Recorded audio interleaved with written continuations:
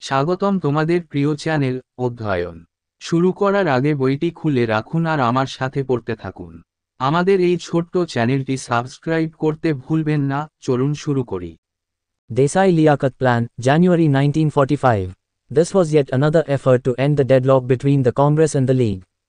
While Gandhi and the entire Congress Working Committee had been put behind bars during the Quit India movement, Bhulabhai Desai was one of the few Congress leaders who were free. Desai, leader of the Congress party in the Central Legislative Assembly, met Liaquat Ali Khan, deputy leader of the Muslim League, in the assembly and handed him a draft proposal for the formation of an interim government at the center, consisting of the following.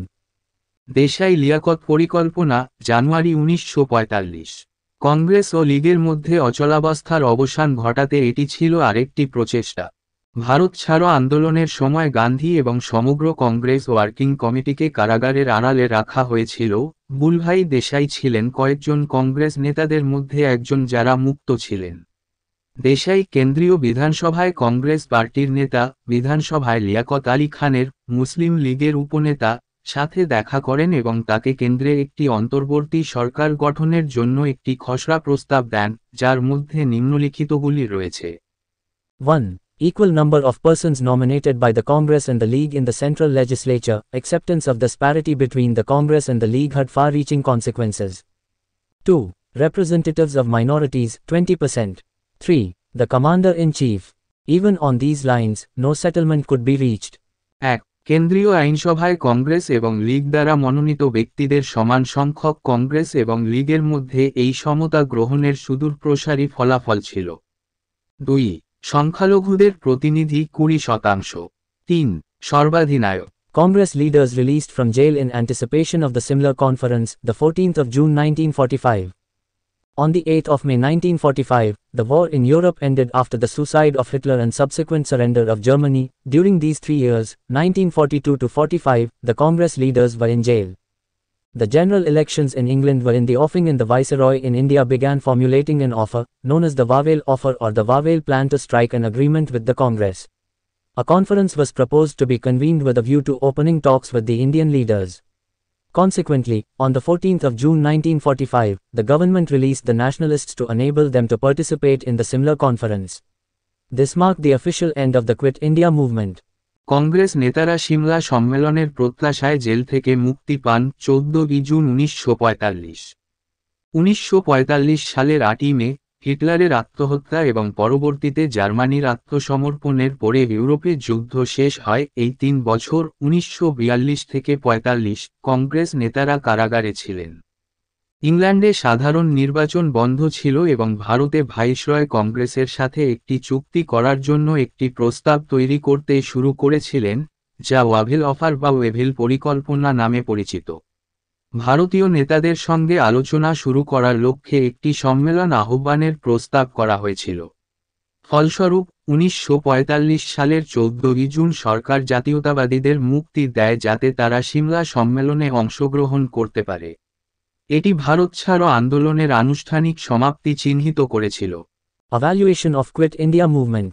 Positive outcomes. True, the Quit India movement or the revolt of 1942 was crushed within a short period, yet it well demonstrated the depth of nationalist feelings in India and the great capacity for struggle and sacrifice the people had developed. It gave a severe blow to the moral basis of British rule in India and the illusion that a majority of Indians were loyalists and favoured continuation of British rule. Bharat ছাড়ো আন্দোলনের মূল্যায়ন, ইতিবাচক ফলাফল। সত্য, ভারত ছাড়ো আন্দোলন বা 1942 সালের বিদ্রোহ অল্প সময়ের মধ্যেই চূর্ণ হয়েছিল, তবুও এটি ভারতে জাতীয়তাবাদী অনুভূতির গভীরতা এবং জনগণের সংগ্রাম ও আত্মত্যাগের মহান ক্ষমতাকে ভালোভাবে প্রদর্শন করেছিল। এটি ভারতে ব্রিটিশ শাসনের নৈতিক ভিত্তিকে মারাত্মক আঘাত দেয় এবং এই ভ্রম যে ভারতীয়দের একটি সংখ্যাগরিষ্ঠ অনুগত ছিল এবং ব্রিটিশ শাসন অব্যাহত রাখার পক্ষে ছিল। The movement demonstrated with ample clarity that the British were persona non grata in India. The biggest contribution of the movement was that the demand for independence now became non-negotiable and any future negotiations with the British could only be on the manner of transfer of power. আন্দোলনটি যথেষ্ট স্পষ্টতার সাথে প্রদর্শন করেছিল যে ব্রিটিশরা ভারতে persona নন গ্রাটা ছিল। আন্দোলনের সবচেয়ে বড় অবদান ছিল যে স্বাধীনতার দাবি এখন আলোচনার অযোগ্য হয়ে উঠেছে এবং ব্রিটিশদের সাথে ভবিষ্যতের যে কোনো আলোচনা শুধুমাত্র ক্ষমতা হস্তান্তরের পদ্ধতিতে হতে পারে। Negative fallouts. The worst fallout of the movement was the consolidation of the Muslim League, which grew from strength to strength during this period.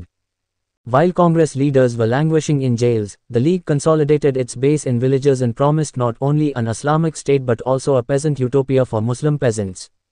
By condemning the movement and supporting the British in war efforts, the League came closer to the British and occupied a prominent place in Indian constitutional politics. The League, which in 1937 could not form a ministry even in one province, had consolidated its position and established its sway in 5 provinces: Assam, Bengal, the Punjab and the Northwest Frontier Province. All this made the demand for Pakistan a closer reality than ever before, throwing up serious consequences on the course of future constitutional development in the country. নেতিবাচক ফলাউট। আন্দোলনের সবচেয়ে খারাপ পরিণতি ছিল মুসলিম লীগের একত্রীকরণ, যা এই সময়কালে শক্তি থেকে শক্তিতে বৃদ্ধি পায়।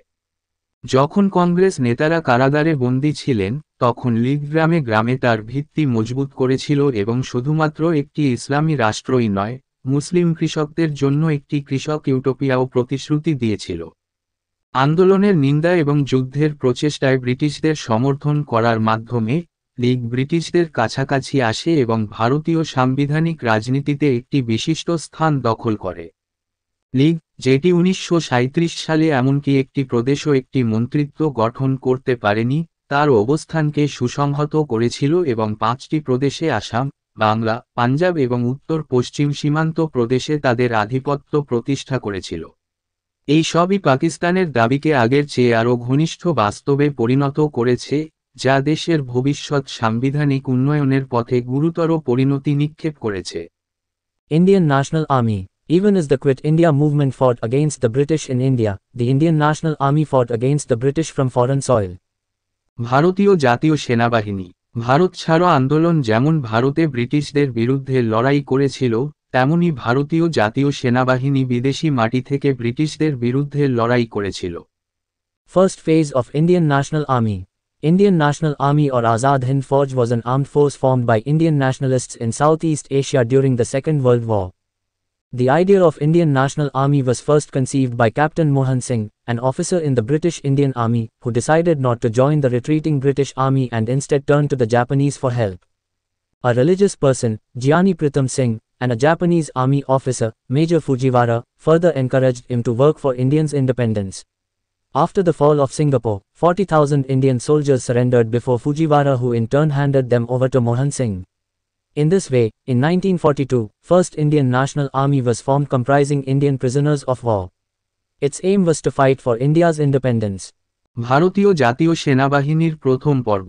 ইন্ডিয়ান ন্যাশনাল আর্মি বা আজাদ হিন্দ ফৌজ ছিল দ্বিতীয় বিশ্বযুদ্ধের সময় দক্ষিণ পূর্ব এশিয়ায় ভারতীয় জাতীয়তাবাদীদের দ্বারা গঠিত একটি সশস্ত্র বাহিনী।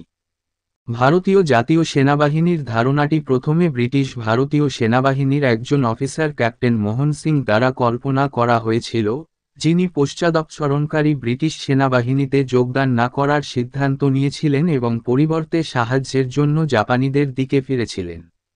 একজন ধর্মীয় ব্যক্তি, গিয়ানি প্রীতম সিং, এবং একজন জাপানি সেনা কর্মকর্তা মেজর ফুজিওয়ারা তাকে ভারতের স্বাধীনতার জন্য কাজ করতে আরও উৎসাহিত করেছিলেন।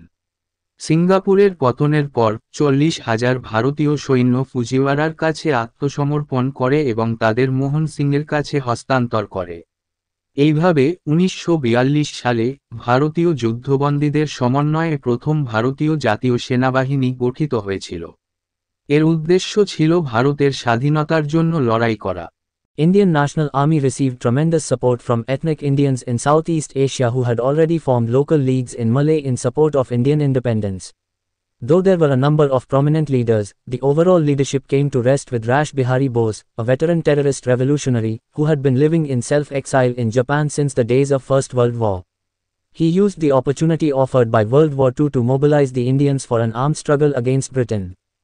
ইন্ডিয়ান ন্যাশনাল আর্মি দক্ষিণ পূর্ব এশিয়ার জাতিগত ভারতীয়দের কাছ থেকে ব্যাপক সমর্থন পেয়েছিল, যারা ইতিমধ্যেই ভারতের স্বাধীনতার সমর্থনে মালয়েতে স্থানীয় লীগ গঠন করেছে। যদিও সেখানে বেশ কয়েকজন বিশিষ্ট নেতা ছিলেন, সামগ্রিক নেতৃত্ব রাসবিহারী বোস একজন প্রবীণ সন্ত্রাসী বিপ্লবী, যিনি প্রথম বিশ্বযুদ্ধের দিন থেকে জাপানে স্বনির্বাসিত জীবনযাপন করেছিলেন, তার সাথে বিশ্রাম নিয়েছিলেন। ব্রিটেন বিরুদ্ধে সশস্ত্র সংগ্রামের জন্য ভারতীয়দের সংগঠিত করার জন্য তিনি দ্বিতীয় বিশ্বযুদ্ধের দেওয়া সুযোগটি ব্যবহার করেছিলেন। In March 1942, Rash Bihari convened a conference in Tokyo of all Indian leaders living from Malay to Burma and announced the formation of the Indian Independence League. Afterwards, in June 1942, the League met at Bangkok, known as Bangkok Conference, with the following consequences. 1942 সালের March মাসে রাসবিহারী মালয় থেকে Burma পর্যন্ত বসবাসকারী সমস্ত ভারতীয় নেতাদের টোকিওতে একটি সম্মেলন আহ্বান করেন এবং ইন্ডিয়ান ইন্ডিপেন্ডেন্স লীগ গঠনের ঘোষণা দেন।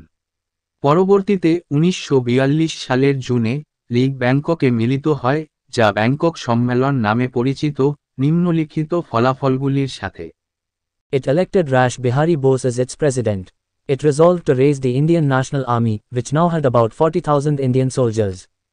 Captain Mohan Singh was appointed as the commander of the Indian National Army and Subhash Chandra Bose was invited to lead the Indian National Army movement. এটি রাসবিহারী বসুকে এর সভাপতি নির্বাচিত করে। এটি ভারতীয় ন্যাশনাল আর্মি, যার এখন প্রায় 40,000 ভারতীয় সৈন্য ছিল, বাড়ানোর সিদ্ধান্ত নেয়। ক্যাপ্টেন মোহন সিংকে ভারতীয় জাতীয় সেনাবাহিনীর কমান্ডার হিসাবে নিযুক্ত করা হয়েছিল এবং সুভাষ চন্দ্র বসুকে ভারতীয় জাতীয় সেনাবাহিনী আন্দোলনের নেতৃত্ব দেওয়ার জন্য আমন্ত্রণ জানানো হয়েছিল।